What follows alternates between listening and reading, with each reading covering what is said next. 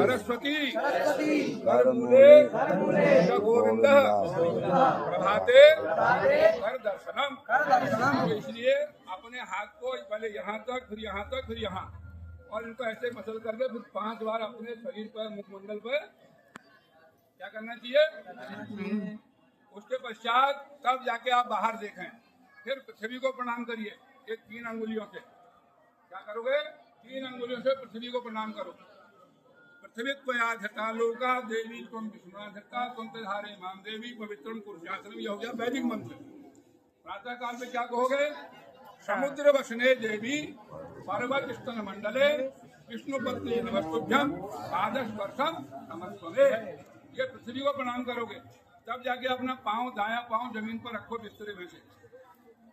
वो काम आदि समस्या का निदान आपने आप कर लिया आपने। अब तीसरा जो है, तीसरा उठ करके जो आपको मिले आपके परिवार में, माँ, पिता, चाची, चाचा, बड़े भाई, भाभी, जो भी मिले उसको प्रणाम करो दोनों हाथ से। आजकल तो ऐसा हो गया घुटनों पर लगा रहे हैं हाथ, कभी कोई कमर पर लगा दे रहा है, वो घुटनों पर लगा रहे हैं, वैसे कर दे रहे हैं। क्या करना चाहिए, प्रणाम करना चाहिए दोनों नीचे अंगूठे को छू करके। कहाँ छू करके, अंगूठा। अंगूठे में क्या चीज है, क्या चीज है अंगूठे में? हर बन गाय इधर को कर गए अंगूठे को कहते नहीं कहते हैं। ये अंगूठा क्या है, ये हाथ का पांव का अंगूठा क्या है, बताइए क्या है ये। हमारे यहाँ 4 चरण हैं, जिसको हम ब्राह्मण, क्षत्रिय, वैश्य और शूद्र कहते हैं। वो केवल शरीर का धर्म है, ये जाति का धर्म नहीं है, शरीर का धर्म है। ये जो अंगूठा है ये ब्रह्म निवास करते हैं। क्या करते हैं, ब्रह्म निवास करते हैं। उसका उदाहरण दे रहा हूँ, बाकी टाइम नहीं है इस समय। जब किसी को प्रणाम करते हो तो क्या करते हो, पाँव तो छूते हो ना, तो पाँव क्यों छूते हो, इसलिए वहीं से शुरुआत है, ब्रह्म वहीं है, तब वो आशीर्वाद देता है। प्रणाम किया करो, उसके बाद भगवान सूर्य को प्रणाम किया करो, तब अपनी दिनचर्या चलाओ। तो क्या हो गया, आदि समस्या का निदान हो गया, आदि संध्या पूजा आदि हो गई। और उसके पश्चात गायत्री मंत्र का व्यवस्थित तरीके से कार्यक्रम संपन्न होना चाहिए। आप जो आपके कान छेदे आज, ये सबको जो है बालियां पहनाई गई है।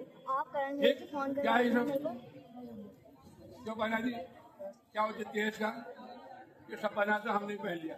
नहीं नहीं है? वो ठीक कह रहा, थोड़ा लाइन पर आया है, ठीक हो गया।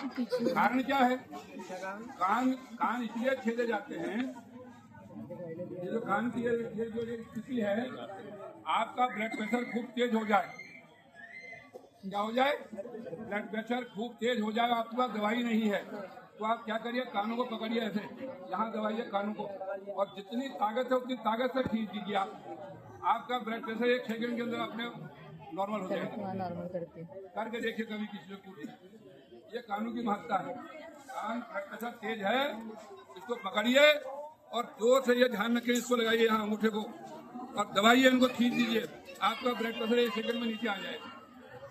अब ये कान का जो ये हिस्सा है, कान का हिस्सा ये है। पहले हमारे यहाँ जो वैदिक परंपरा थी, वैदिक परंपरा में पुरुष और महिलाएं पूरा एक ही श्रृंगार करती थी। पुरुष भी वही श्रृंगार करते थे, महिलाएं भी वही श्रृंगार करती थी। केवल महिलाओं में एक परिवर्तन था, क्या था, वो विवाह होने के बाद मांग भरती थी। क्या करती थी, विवाह होने के बाद मांग भरती थी। पहले जमाने में पुरुष की भी नाक छेदी जाती थी, ऐसा नहीं है। नाक छेदना और क्या करना, मांग भरना, केवल दोनों ही हमारे यहाँ संस्कार में भिन्नता थी। बाकी सभी और पुरुष और महिला में एक ही स्वरूप का मामला था।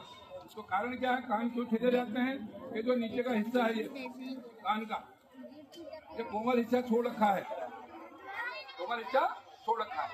ये भौतिक सुखों का प्रतिपादक है। इसका है भौतिक सुखों का। ये राहु और केतु है। क्या है, राहु और केतु। क्या है, राहु और केतु। राहु और केतु हैं।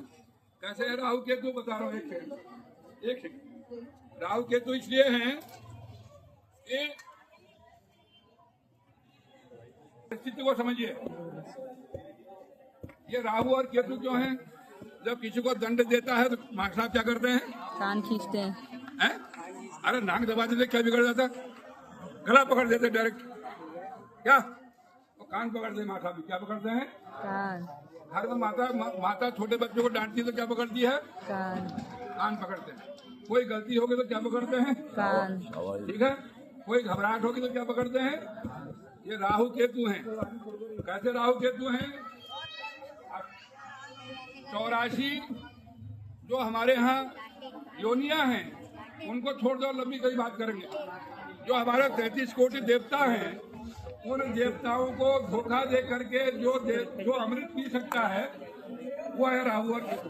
क्या है, राहु और केतु। राहु केतु कौन है, 33 कोटि देवताओं में किसने उन देवताओं को धक्का दे करके अमृत पी लिया, अमर हो गया, ऐसा राहु केतु है। क्या है, तो इनको क्यों पहना जाता है, इन राहु केतु को साधने के लिए क्या पहनी जाती है, बाली पहनी जाती है। माता बहन भी पहनते हैं और पुरुष को भी पहनना पड़ता है। इससे यदि आपको अस्थमा, दमा, कोढ़, हाई ब्लड प्रेशर और एक और जिसको हमारे यहाँ क्या कहते हैं, एंजाइटी नहीं कहते, एंजाइटी समझ लो अंग्रेजी में, एंजाइटी डिप्रेशन। क्या होता है एंजाइटी माने, बेचैनी। तो इन सब चीजों को रोकता है ये कान। कान छिदा हुआ हो तो क्या होता है, इतने चीजों का समापन हो जाता है इससे। जिसको अस्थमा दमा हो वो अपना कान छिदवा ले, एक यहाँ पर निश्चित रूप से फायदा नहीं मिलेगा, जो खर्चा होगा मुझसे ले जाएगा।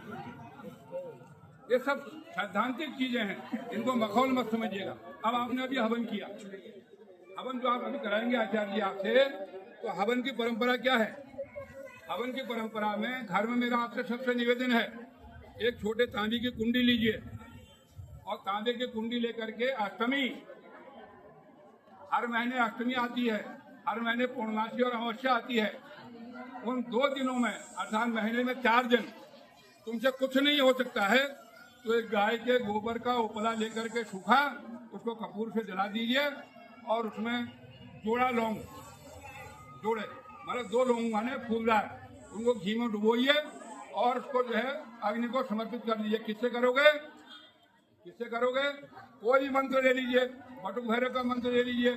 गायत्री को छोड़ करके लौंग से गायत्री का हवन नहीं किया जा सकता।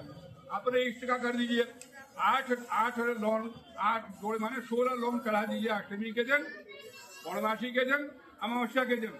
घर की सारी जितनी भी बाधाएं हैं अपने आप आपसे रघु चक्कर हो जाएंगी, पर हम ऐसा करते नहीं हैं।